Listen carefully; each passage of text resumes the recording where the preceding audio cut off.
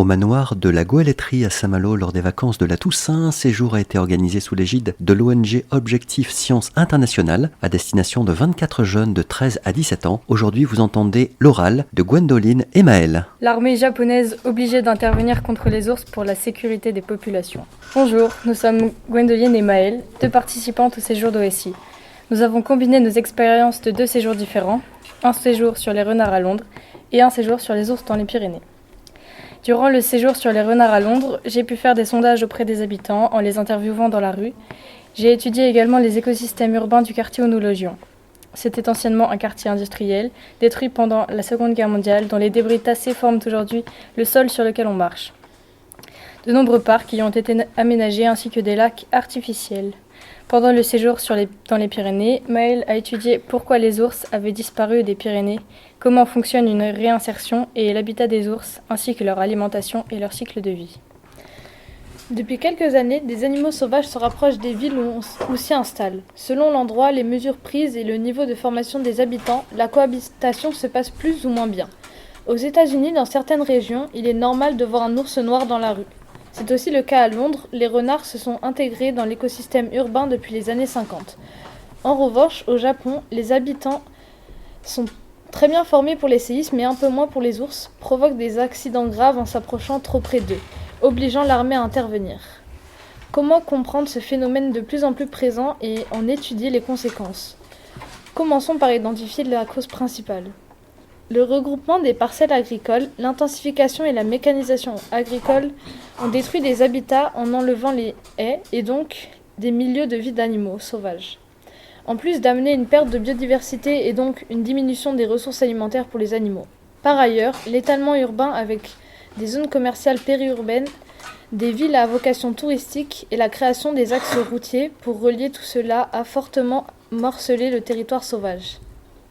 Enfin, on observe aussi de nouveaux usages forestiers. La pression sur la ressource en bois, du fait d'une demande accrue du marché, notamment permise par de nouveaux outils d'abattage et de débardage, et le développement des sports de nature comme la randonnée et le trail, entre autres, dégrade la qualité de l'habitat forestier et augmente la pression humaine exercée sur ces animaux sauvages qui se retrouvent contraints de se déplacer ailleurs. Pour mieux comprendre cela, nous proposons deux exemples. Le premier, il s'agit des renards à Londres. Le deuxième exemple, dont nous parlerons plus tard, est celui des ours bruns. La présence des renards à Londres, autrefois discrète, est maintenant bien plus évidente. Leur population a quadruplé en 20 ans. Ils sont aujourd'hui 10 000 individus dans Londres. Ils vivent spécialement dans les parcs en banlieue et sortent au crépuscule pour chasser ou chercher des restes dans les poubelles dont ils étalent le contenu dans la rue. Les attaques, rares mais largement médiatisées, entraînent des divisions de l'opinion publique. Mais globalement, les dégâts sont minimes et la cohabitation se passe bien. Nous avons aussi étudié comment les Londoniens perçoivent les renards. Un sondage a montré que 86% des habitants sont favorables à leur présence. Les ours, eux, ont été introduits dans les Pyrénées en 1995 et sont maintenant une centaine à se déplacer entre l'Espagne et la France. Les principaux accidents sont des attaques sur des troupeaux. En Roumanie, leur nombre est bien supérieur, entre 10 et 12 000 individus, ce qui engendre des problèmes de cohabitation avec les populations locales. Les ours se rendent régulièrement dans des zones habitées pour se nourrir. Au début de l'année 2024, sur 7 mois, un peu plus de 300 alertes ont été données pour signaler le passage d'un ours dans une station de ski. Nombreux sont les exemples au Canada et aux États-Unis de villes avec de fortes cohabitations avec les ours, et où ça se passe globalement bien. Pas d'attaques sur l'humain ou très peu, faible dommage, alors que la dynamique nouvelle au Japon montre, elle, des incidents dramatiques, plusieurs morts cette année.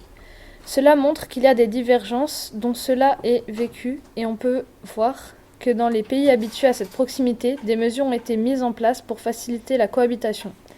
Comme par exemple l'éducation de la population, ramasser les déchets, retirer les mangeoires à oiseaux et ne pas s'approcher des animaux ou les nourrir, ainsi que des aménagements spécifiques, comme des poubelles collectives conçues pour que les ours n'y aient pas accès.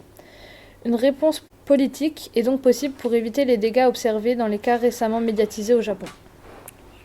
L'association The Fox Project, créée il y a une trentaine d'années par Trevor Williams, œuvre pour la protection des renards, sauvetage, infirmerie, accueil pour les petits orphelins. Concernant les ours, l'association Pays de l'ours initie et promeut le retour de l'ours dans les Pyrénées. Ses missions sont la préservation et la valorisation du patrimoine naturel et culturel du territoire Pays de l'ours, ainsi que l'éducation de tous à l'environnement. Aux États-Unis, le programme Bearwise, porté par l'État et des associations, vise à apporter des solutions pour la cohabitation avec l'ours.